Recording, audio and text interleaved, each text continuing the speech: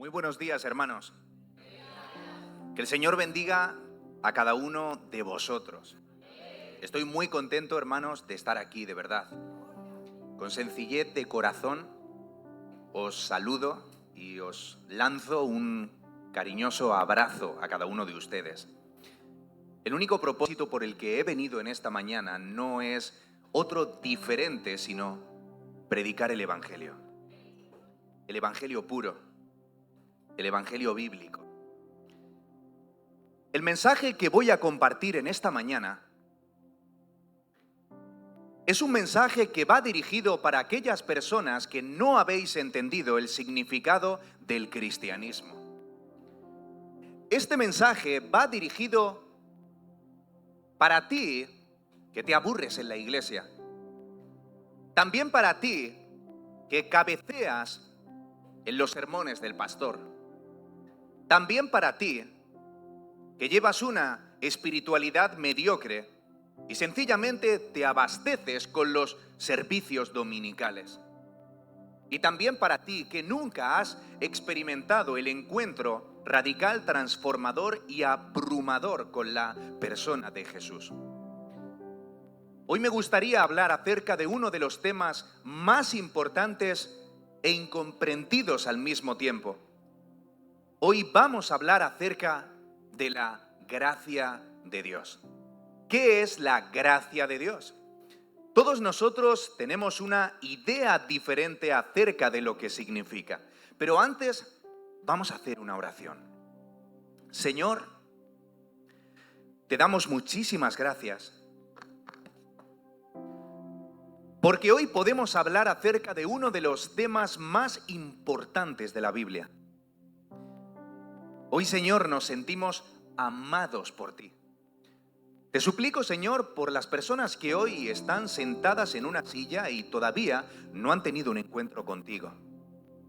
Te suplico, Señor, que el hecho de que hoy esté subido aquí arriba no sea otro, sino que poder cambiar la vida de al menos una persona. Te suplico que hoy, Señor, cambies de idea a esa mujer que quiere divorciarse de su esposo. Y también cambies de idea a ese hombre que está chateando con una mujer que no es la suya y quiere ser infiel a su mujer. Que cambie, Señor, de idea a ese joven que no tiene esperanza y quiere suicidarse. Y que también cambies de idea a ese ateo que hay entre nosotros y niega rotundamente que haya un Dios creador de todo. Y todos juntos, Señor, te damos un aplauso de agradecimiento en el nombre de Jesús. Amén y amén.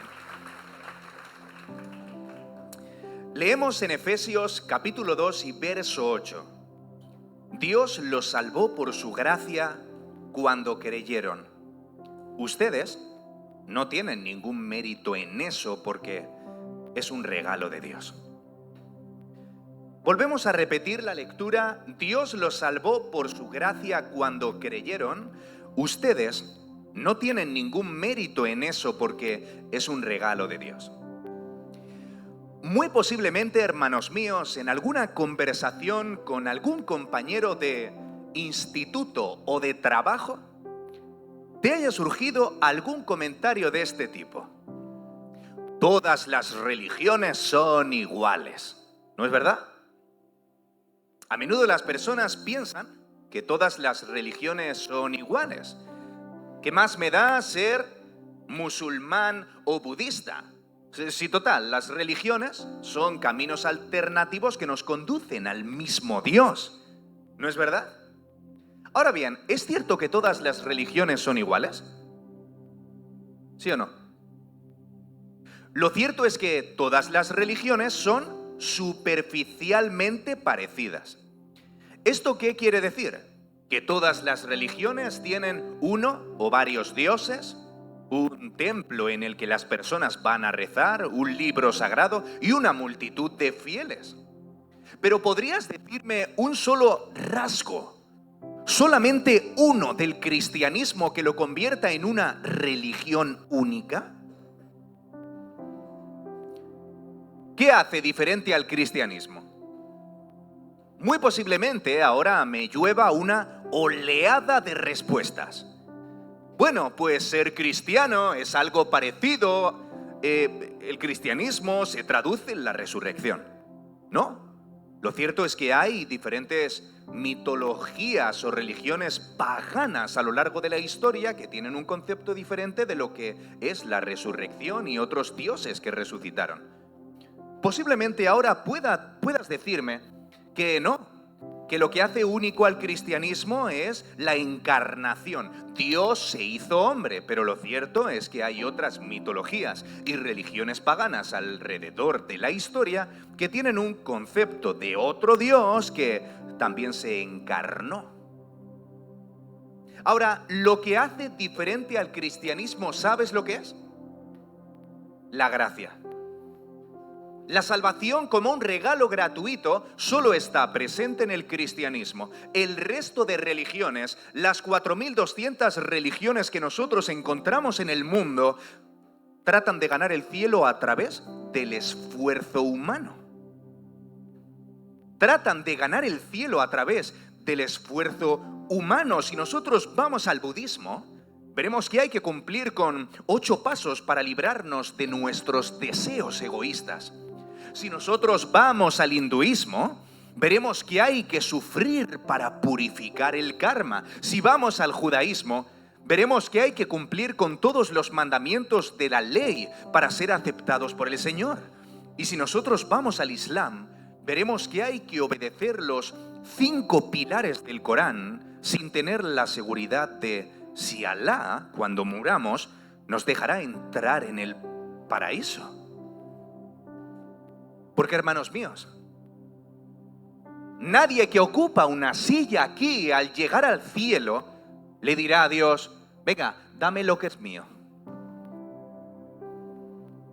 Venga, Señor, págame lo que me debes. ¿A que no? Hermano, ¿te imaginas un cielo al que se entrara por tus méritos? Quiero por unos instantes que imagines un cielo al que se podría entrar por lo buenos cristianos que fuimos en esta tierra. ¿Te imaginas un cielo al que se entrara por tus obras? Muy posiblemente ocurrirían 3 cosas diferentes. Número 1, el estándar para lograrlo debería estar ajustado a un mínimo nivel moral. O si no, el cielo estaría más vacío que un chiringuito en Navidades. Estaría completamente despoblado. El cielo estaría vacío. ¿Por qué? Porque, como dijo el teólogo Sproul, solo existen 2 maneras de que nos llevemos bien con Dios. O bien, rebajando la santidad de Dios al nivel de nuestra inmoralidad, o elevando nuestra moral al nivel de su santidad. Porque existe una distancia tan grande entre nuestro pecado y la santidad de Dios que eso hace imposible la reconciliación. Por otra parte, si el cielo podría ganarse por tus obras, eso haría que el cielo estaría repleto de orgullosos que mirarían con superioridad a quienes aprobaron con menos nota. ¿Entiendes? Oh, hermano, tú has entrado al cielo con un 5, yo he entrado con un 7. Entonces dime, ¿quién ha sido más bueno de los dos? Y en tercer lugar, hermanos, si el cielo sería una recompensa, no se respiraría un ambiente de gratitud, sino un ambiente de presunción. Iríamos por los pasillos celestiales presumiendo. ¿Entiendes, hermano? ¿Y sabes lo que ocurriría? Que el cielo habría un ambiente hostil y no tardaríamos ni un minuto en convertir el cielo en el peor de los infiernos. Por esa razón es que Martín Lutero decía: la gracia es la bisagra sobre la que gira todo lo demás. Ahora, ¿qué es la gracia de Dios? La gracia de Dios, hermanos, viene de la palabra griega charis, y esto quiere decir favor. Favor. La gracia es favor. Como dijo Abraham Booth, la gracia de Dios es el favor gratuito de Dios manifestado en bendiciones espirituales y eternas a criaturas que son culpables e indignas.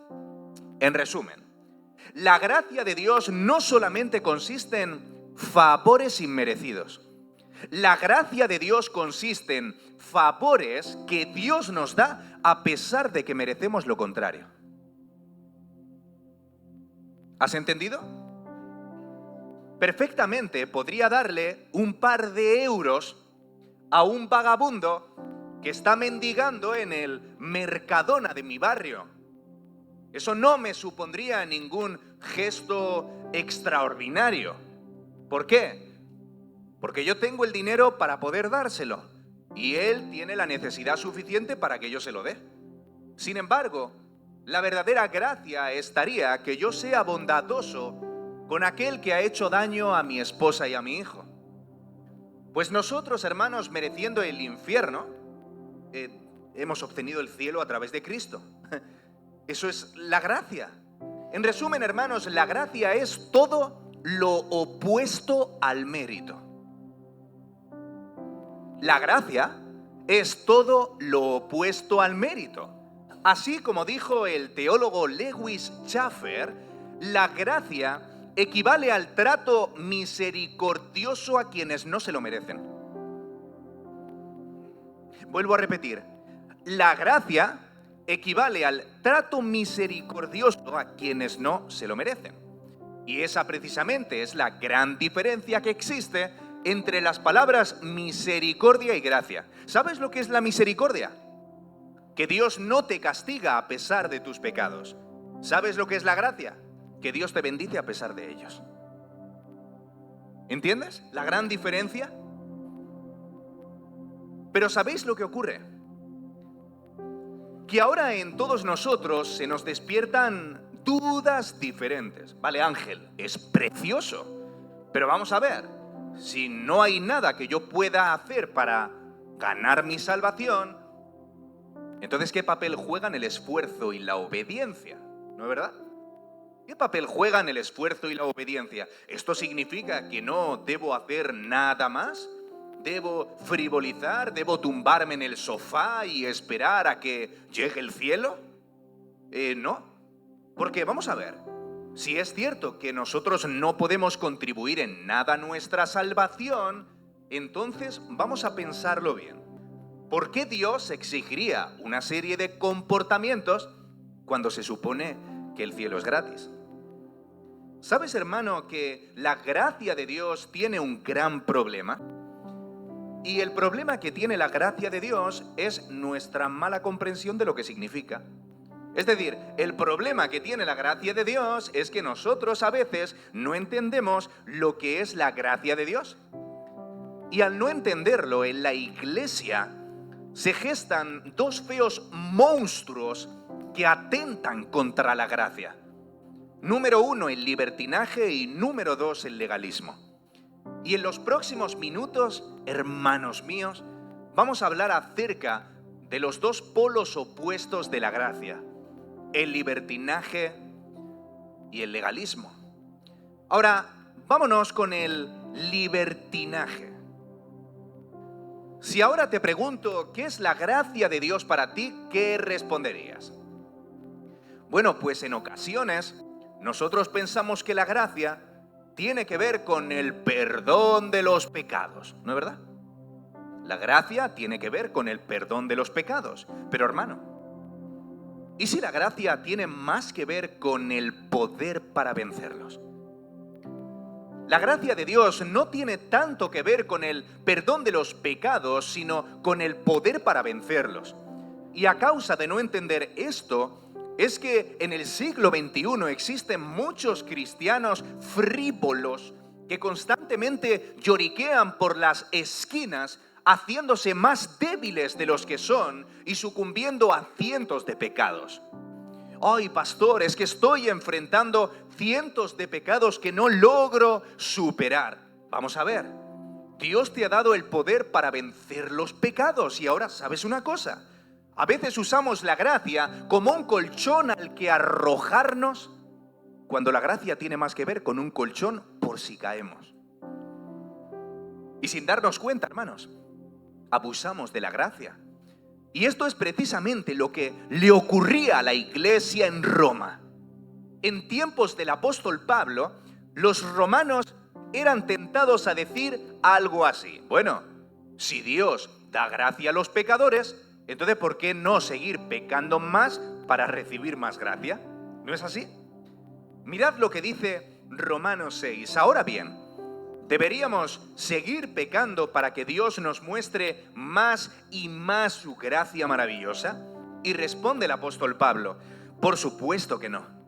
Nosotros hemos muerto al pecado, entonces, ¿cómo es posible que sigamos viviendo en él? Aquí el apóstol Pablo nos ofrece dos enseñanzas clave. Número 1, la libertad que la gracia nos ofrece jamás nos conducirá a pecar. Y número 2, si utilizamos esa gracia para pecar, es un claro síntoma de que no la hemos conocido. Y por esa razón, hermanos, es que el apóstol Pablo recuerda a la iglesia en Roma que la única manera de vivir en libertad es viviendo bajo el paraguas de la gracia. Ahora bien, viviendo bajo el paraguas de la gracia, sin llegar a percibirla como barrotes que nos encarcelan, sino como fronteras que nos protegen. Y te lo explico. Yo nunca he estado en la cárcel preso, gracias a Dios. Nunca. Pero escucha, no me hace falta estar en la cárcel para saber que aquellos que lo están quieren escapar, pero no pueden. Pero sin embargo, todos los presentes vivimos en un país rodeados de fronteras y podemos escapar, pero no queremos. ¿No es así? Te lo pongo de esta forma. Hermano, si hay que colocarte unas esposas en las muñecas para que no peques, significa que lo harías si no las tuvieras puestas. Pero la libertad que la gracia nos ofrece nos revienta las esposas, escucha bien, llevándonos a rechazar el pecado aunque seamos libres para cometerlo. ¿Habéis entendido, hermanos? Nos rompe las esposas, llevándonos a rechazar el pecado aunque seamos libres para cometerlo.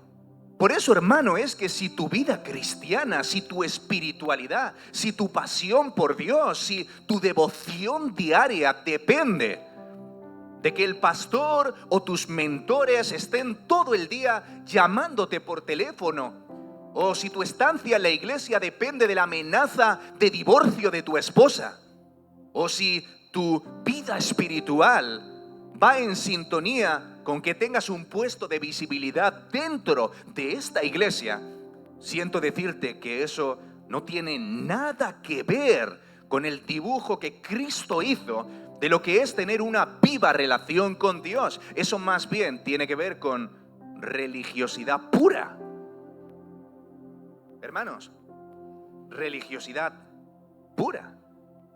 Porque vamos a entender algo muy importante. La gracia de Dios lo hace todo. La gracia de Dios lo hace todo. Ahora, la gracia de Dios hace todo lo que atañe a su función. Vuelvo a repetir, la gracia de Dios lo hace todo. Pero la gracia de Dios hace todo lo que le corresponde hacer. ¿Lo has pillado, no, hermano? ¿Has pillado el mecanismo? Leemos en Tito 2:11, en verdad Dios ha manifestado a toda la humanidad su gracia, la cual trae dos cosas.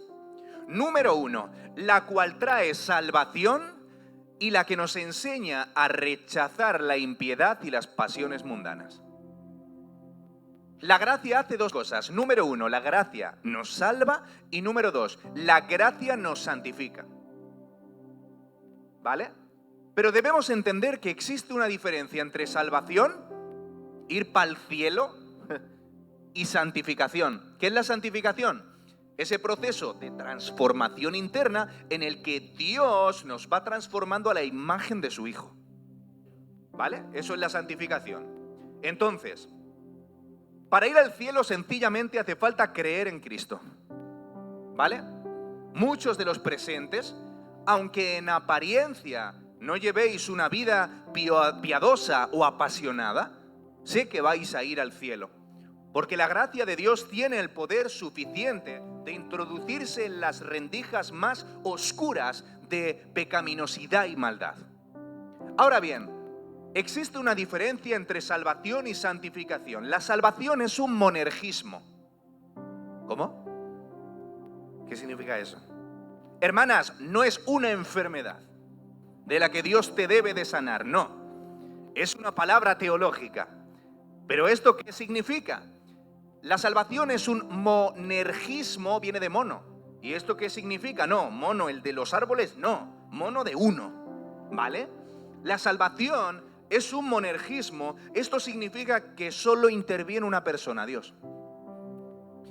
No existe nada que puedas hacer para salvarte. No existe nada que puedas hacer para contribuir a tu pasaje celestial. ¿Entiendes?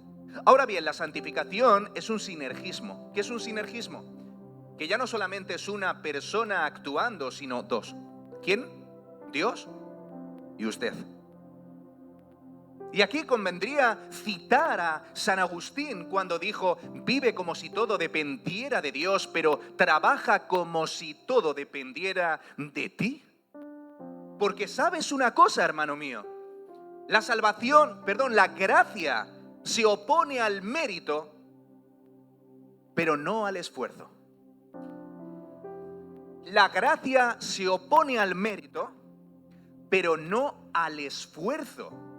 ¿Qué fue lo que el apóstol Pablo le dijo a Timoteo? Segunda de Timoteo 2, hijo mío, esfuérzate en la gracia. ¿Cómo?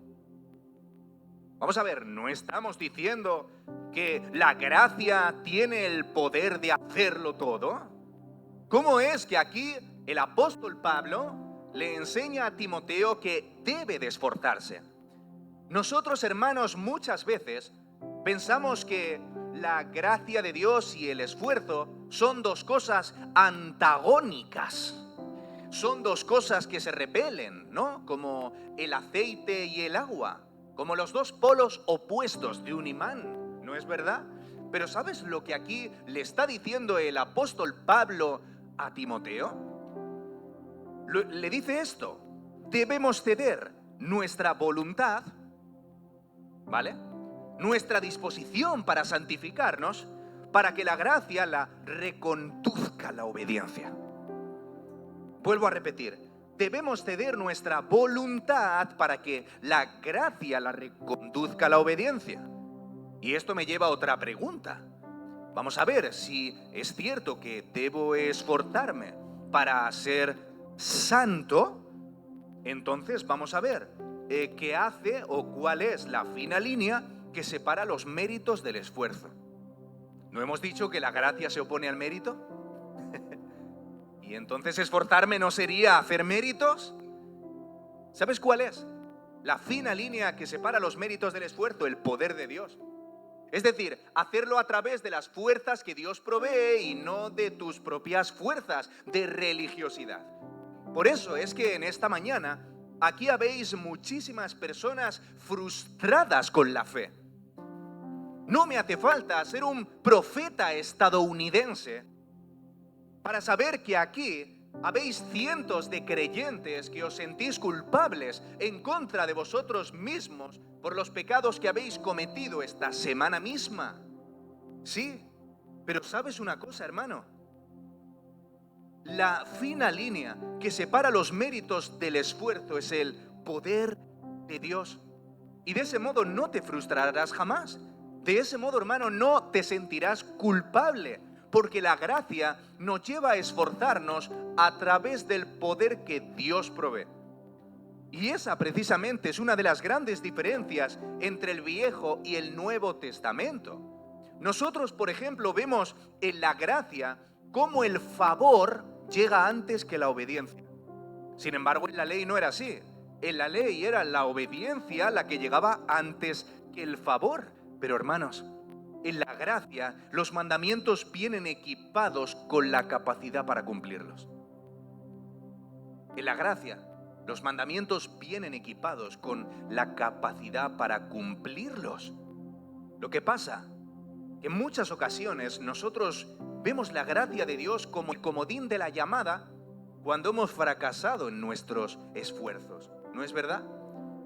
A veces pensamos que la gracia de Dios es una fuerza esporádica que aparece en nuestras bajas espirituales. Cuando hemos cometido un pecado súper gordo, cuando regresamos de una temporada súper fría, ¿no? O cuando sentimos que Dios nos utiliza con unción, pese a estar en la reserva espiritual, pese a estar súper fríos, ¿no es así? Decimos, wow, ¿cómo es que el Señor me ha usado esta mañana para compartir mi fe en mi trabajo cuando llevo 2 semanas sin orar? ¿No es verdad? Y ese es el vivo mensaje que nos habla a nuestros corazones y nos dice, esto, amigo mío, no depende de ti. Esto depende del Señor. Por esa razón es que Dios le dijo al apóstol Pablo, bástate mi gracia. Bástate mi gracia. ¿Sabe lo que ocurre, hermanos? Que en muchas ocasiones nosotros vemos la cruz como insuficiente. Y pensamos que podemos completar nuestra salvación a través de nuestras obras meritorias. Pero ¿sabes lo que hace diferente al cristianismo? Que mientras todas las religiones del mundo giran alrededor de lo que se debe hacer, el cristianismo de la gracia gira alrededor de algo hecho desde ese mismo instante en el que Jesús dijo, consumado es. ¿Sabe lo que significa la palabra consumado? La última palabra que Cristo pronunció en la cruz. Obra hecha. Obra finalizada. Hermano, el cupo está lleno. Se terminó el plazo para seguir contribuyendo con tus obras. Y pretender añadir obras, hermanos, a la gracia es lo mismo a pretender seguir introduciendo cosas en un tarro que ya está lleno. Hermanos, no cabe nada más. En la salvación no cabe nada más. Todo está hecho y todo lo hizo Jesucristo. Pero vamos a adentrarnos un poco más profundamente en este texto en el que Dios le dice a Pablo, bástate mi gracia. Segunda de Corintios 12, 19. Mi gracia es todo lo que necesitas. Mi gracia es todo lo que necesitas. Todo. Mi poder actúa mejor en la debilidad. Y ahora dice Pablo, así que ahora me alegra jactarme en mis debilidades para que el poder de Cristo pueda actuar en mí. Seguramente hayas escuchado este pasaje mogollón de veces, pero es un pasaje súper raro, ¿no es verdad? Es muy extraño, parece un trabalenguas. A menudo, si no nos lo explican, nos cuesta comprenderlo. Por una parte, vemos cómo Dios está diciendo a Pablo que tiene muchas debilidades y al mismo tiempo vemos a Pablo respondiendo que se alegra por eso mismo. Vamos a ver, cualquiera de nosotros podríamos sentir alegría de nuestros talentos o de nuestras virtudes, ¿no es verdad? A menudo los seres humanos, ¿qué es lo que hacemos? Escondemos nuestras limitaciones, escondemos los puntos flacos que nos vuelven vulnerables, escondemos esa fealdad interna que no queremos hacer pública por miedo a que nos rechacen, ¿no es verdad? Todos estamos en la pelea. Pero ¿sabes por qué razón nosotros a menudo hacemos esto? Porque no entendemos cuál es la debilidad de la que Pablo habla. ¿Sabes lo que podría ser mi debilidad y la tuya? Mi debilidad y la tuya podría ser esos puntos flacos de los que te avergüenzas. Las limitaciones de las que te avergüenzas, todo lo que detestas al mirarte en el espejo. Los puntos flacos de tu personalidad. Yo sé que ahora mismo te están viniendo a la mente muchos de esos puntos flacos, muchas limitaciones y muchas vergüenzas profundas que todos llevamos dentro, ¿no es verdad? Y a menudo al venir a la iglesia tratamos de ocultarlas o pensamos que sería mejor que el pastor no las perciba porque eso será una barrera en mi avance espiritual. Pero ¿sabes una cosa, hermanos? La religiosidad no está interesada en sacar a luz nuestras limitaciones, sino en dar brillo a nuestros méritos. La religiosidad no está nada interesada en sacar a luz nuestras limitaciones, sino en dar brillo a nuestros méritos. ¡Oh! He ganado la unción de expulsar demonios tras mis 21 días de ayuno. ¿Había escuchado alguna vez? Entonces eres un crack. Eres un superhéroe cristiano. Pero ¿sabes una cosa? Y vamos a hacernos esta pregunta en el pasaje. ¿Sabes por qué el poder de Dios fluye a través de tus puntos flacos y no de las virtudes? Esto es importante que lo entiendas. ¿Sabes por qué razón el poder de Dios fluye a través de nuestros puntos flacos y no de nuestras virtudes? Porque, escucha bien, porque tus puntos flacos es lo único de lo que no te enorgulleces. ¿Entiendes, hermano? Porque mis defectos personales es lo único de lo que no me enorgullezco. ¿Entiendes? Es lo único. Porque fíjate si cada uno de los presentes somos propensos al orgullo, todos nosotros. Todos nosotros somos súper propensos al orgullo. Fíjate que Dios usa nuestras limitaciones para glorificarse, porque sabe que de nuestras virtudes ya nos enorgullecemos nosotros mismos. ¿Habéis entendido, hermanos? ¿Entiendes? Y esto es poderoso. Esto es poderoso, hermanos. Ahora, vámonos con el legalismo. ¿Qué es el legalismo? Seguramente lo hayas escuchado 1.000.000 de veces. Yo he encontrado 3 definiciones para describir el legalismo. Pon oído a esto. Número 1, cuando obedecemos, pero aislamos a Dios de nuestros actos. Número 2, cuando las reglas se vuelven lo primero. Y número 3, cuando convertimos nuestros prejuicios en mandamientos del Señor. Una pregunta, hermanos, y quiero que respondáis. ¿La moralidad es mala? Todos a una. ¿La moralidad es mala, hermanos? ¿No? ¿Por qué no? Es para que me dé tiempo a abrir el agua.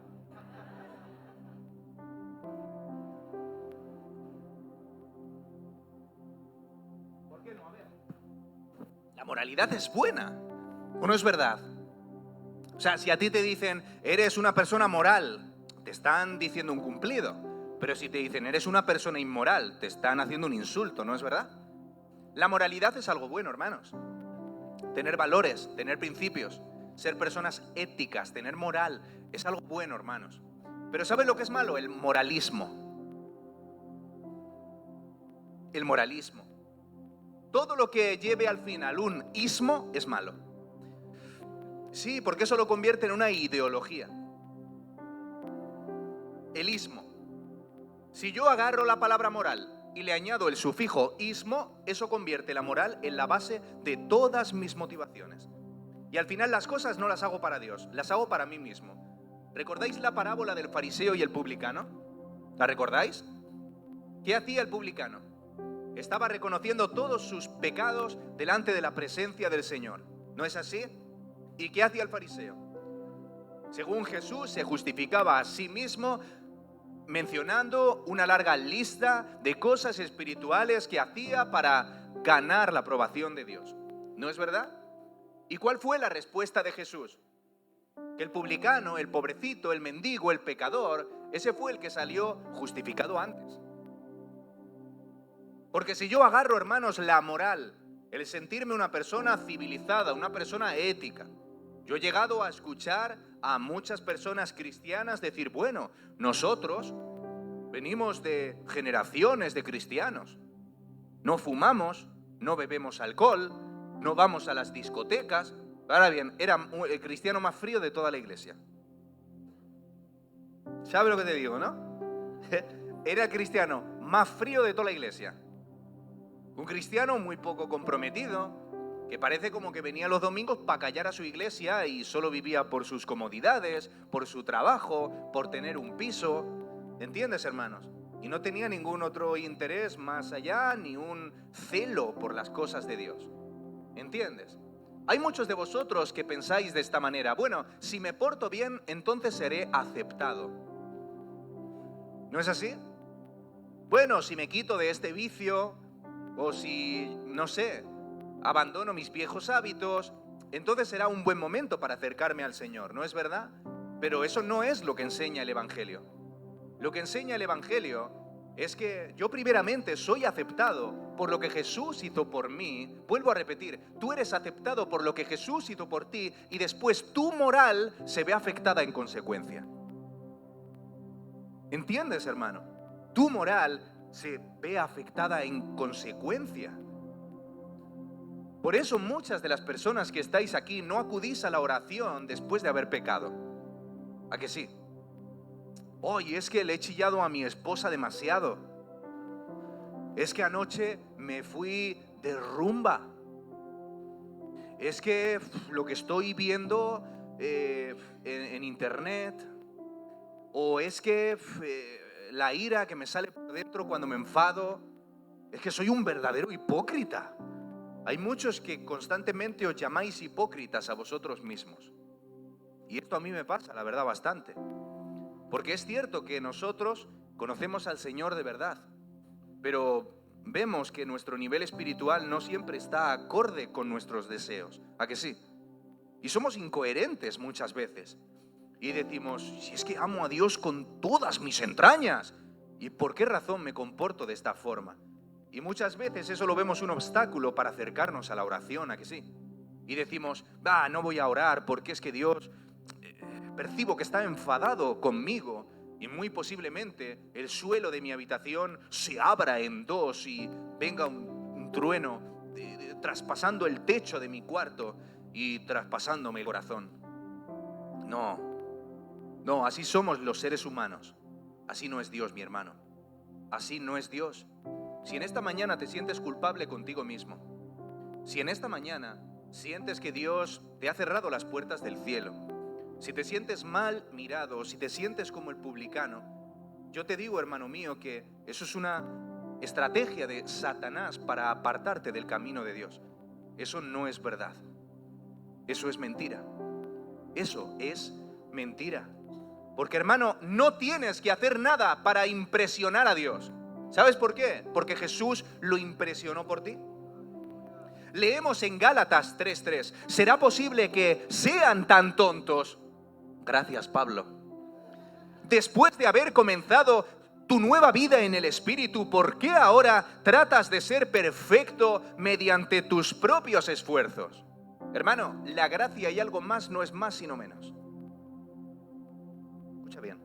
La gracia y algo más no es más sino menos. Colosenses 2:20: ustedes han muerto con Cristo y Él los ha rescatado de los poderes espirituales de este mundo. Entonces, ¿por qué siguen cumpliendo con las reglas del mundo, tales como: no toques eso, no pruebes eso, no te acerques a aquello?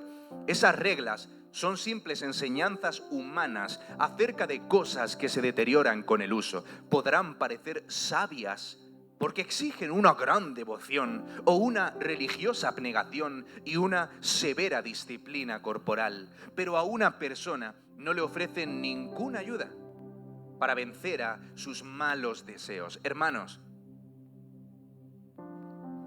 absolutamente todos los que estamos hoy aquí tenemos a un legalista interno. Yo tengo un legalista interno y sé que en el fondo tú también. Todos nos estamos desintoxicando del legalista interno y en esta mañana te voy a hacer el examen del legalista. Primera pregunta: ¿te sientes superior a quienes no cumplen con tus estándares?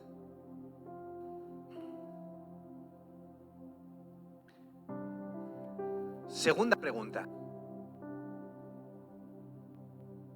¿Te enfocas en tus logros para obtener la aprobación de Dios? Esta es muy importante. ¿Te enfocas en tus logros para obtener la aprobación de Dios? Tercera pregunta, ¿te sientes incómodo al enfrentarte a otras opiniones religiosas? Y cuarta pregunta, ¿hay hueco para la compasión en tu teología? Esto quiere decir, ¿hay amor en tu manera de ver a Dios? Mira, hace muchísimo tiempo había un niño llamado Dimas. Este niño se crió en un suburbio maloliente a las afueras de la ciudad. Era un sitio espantoso al que los religiosos nunca entraban y la policía tampoco entraba.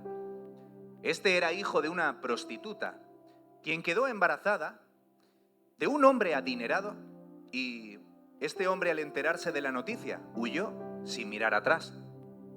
Dimas creció casi por las calles y no fue a la escuela. Se dedicaba a robar en los mercados para llevar sustento a su casa.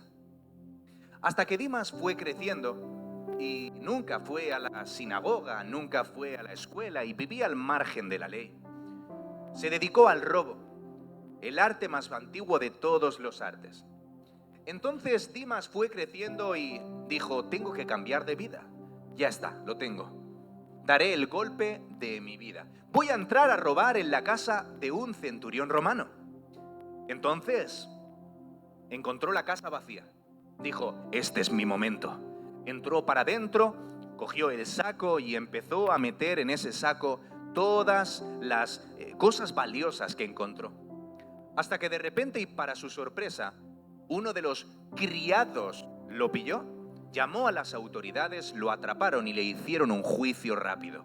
Revisaron su historial y lo tuvieron claro. No queremos a chusma de este tipo merodeando por las calles de la ciudad. Debe ser crucificado. Entonces Dimas ahí se encontraba en el calabozo y ahí es cuando le sobrevenían todos los recuerdos de los consejos de su madre. Aléjate de esas compañías, acude a la sinagoga, aférrate a la ley de Dios. Y él lo ignoró completamente y siguió por sus andadas. Entonces de repente, en ese momento de pesar, entró un romano corpulento dando una patada a esa pesada puerta de madera. Le colgó un yugo muy pesado sobre sus hombros que debía pasear por las empedradas calles de Jerusalén. Ahí estaba él, semidesnudo con un yugo colgando. Los religiosos lo miraban con superioridad. Los niños le escupían y las madres lo abucheaban. Eres la vergüenza de todas las madres. Los religiosos le decían, eres la vergüenza de la religión. Y los niños decían, eres todo lo que no tengo que ser cuando sea grande. Entonces ahí llegó al monte de la muerte. Los dos romanos de una patada lo arrojaron al suelo y le atravesaron las manos y los pies con 3 clavos de frío acero. Ahí lo levantaron y estaba expuesto a la mirada de todo el pueblo, una mirada que lo juzgaba sin piedad. El sol le ardía en la frente, el calor era insoportable. Las heridas de las llagas no podían doler más. Entonces levantó su cabeza y descubrió que no era el único crucificado allí. Miró a su derecha y ahí vio a otro ladrón que estaba sentenciado por la misma causa. Era otro criminal, pero miró a su izquierda y vio a alguien especial. De repente miró y vio que en su cabecero decía así, Jesús de Nazaret, el rey de los judíos. ¿Cómo? Estoy sufriendo una alucinación. Pero este no es el popular rabino que era noticia por sus polémicas enseñanzas y milagros. Pero mira quién es. Me acuerdo haber escuchado algunas de sus enseñanzas a lo lejos cuando me hacía pasar por un oyente más para robar algún despistado de entre la multitud. Entonces pasaba el tiempo y decía, quizá, ¿con qué cara me presentaré delante del Dios de Abraham, toda la vida robando. Pero de repente Dimas sufrió una revelación. Mientras todo el pueblo veía en Jesús a un judío ensangrentado, él podía ver a un rey venido de muy lejos. Ahora o nunca me voy a atrever. Jesús, Jesús, Jesús, acuérdate de mí cuando vengas en tu reino. Cerró los ojos a la espera de una lista de reproches. ¿Que yo te salve a ti? Toda la vida robando y viviendo al margen del templo, de la ley y de Dios. Anda sin vergüenza a pedir piedad a otro sitio. Yo soy el Dios santo y justo. Exigiré mi venganza. Cuando para su sorpresa lo miró y experimentó la mirada que nunca había sentido antes. Dimas realmente estaba acostumbrado al desprecio en la mirada de las madres, en la mirada de los líderes religiosos y en la mirada de esas personas que no entendieron su pasado. Pero sin embargo Jesús tenía una mirada muy distinta y para su sorpresa le respondió esto: de cierto te digo, que hoy estarás conmigo en el paraíso. De cierto te digo, que hoy estarás conmigo en el paraíso. Vamos a ponernos en pie.